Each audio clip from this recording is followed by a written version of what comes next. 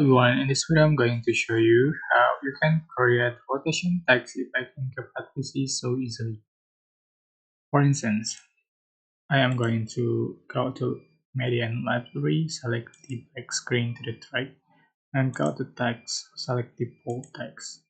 And you can adjust for the duration in the same link with the um, duration of the text. Change for the text.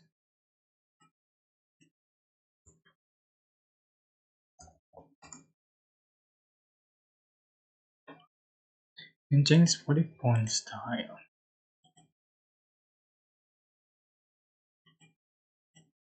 Right.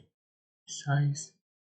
Go to animation, select blue, and you can find the rotate. Sorry, you can find the um,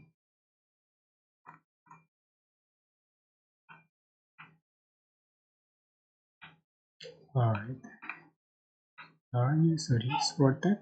Just click on it, and you can find. You can adjust for the speed.